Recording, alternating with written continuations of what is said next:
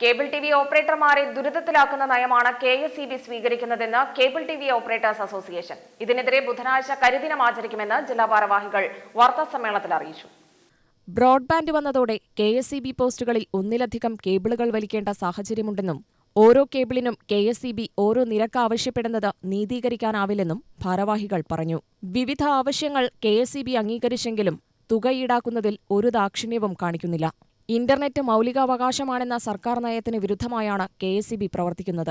KSEBയുടെ തെറ്റായ നയത്തിനെതിരെ സമരം ശക്തമാക്കുന്നതിന്റെ ഭാഗമായാണ് ബുധനാഴ്ച കരിദിനം ആചരിക്കുന്നതെന്നും ഭാരവാഹികൾ പറഞ്ഞു.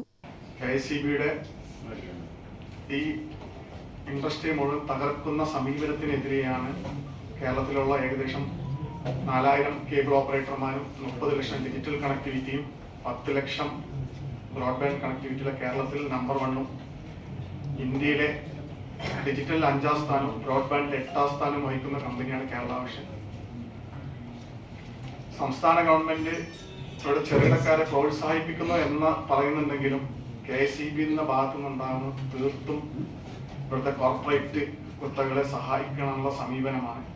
നാളിതുവരെ പോസ്റ്റിൽ കെട്ടിയിരിക്കുന്ന കേബിളുകൾക്ക് ബ്രോഡ്ബാൻഡ് വന്നതോടുകൂടി ഒരു പോസ്റ്റിൽ 2ഉം 3ഉം കേബിളുകൾ സ്ഥാപിക്കേണ്ട ഒരു അവസ്ഥയാണ് ഇപ്പോൾ ഓപ്പറേറ്റർമാർക്കുള്ളത്.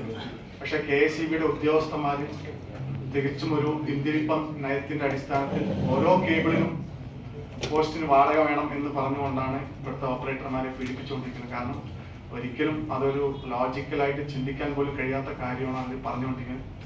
ഈ ബ്രോഡ്ബാൻഡ് കണക്ടിവിറ്റി വന്നതോടുകൂടി ഓരോ വീട്ടിലേക്കും ഫൈബർ കണക്ടിവിറ്റി എത്തേണ്ട ഒരു അവസ്ഥയിൽ ഓരോ പോസ്റ്റിൽ 4ഉം 5ഉം കേബിളുകളൊക്കെ സ്ഥാപിക്കേണ്ട ഒരു അവസ്ഥയിലാണ്.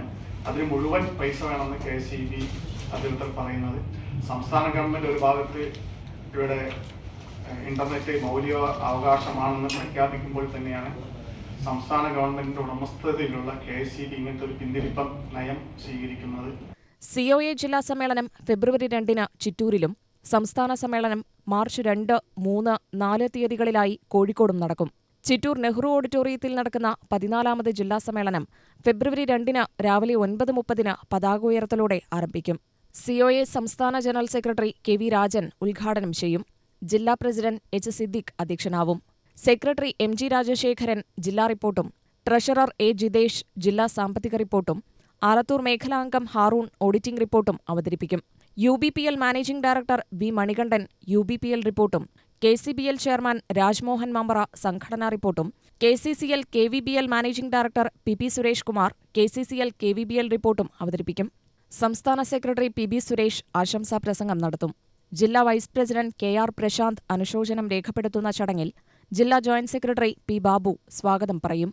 COA ജില്ലാ secretary MG Rajasekharan Nair, president H. Siddique, ജില്ലാ കമ്മിറ്റി അംഗം V. മണികണ്ഠൻ എന്നിവർ വാർത്താസമ്മേളനത്തിൽ പങ്കെടുത്തു. UTV news, Palakkad.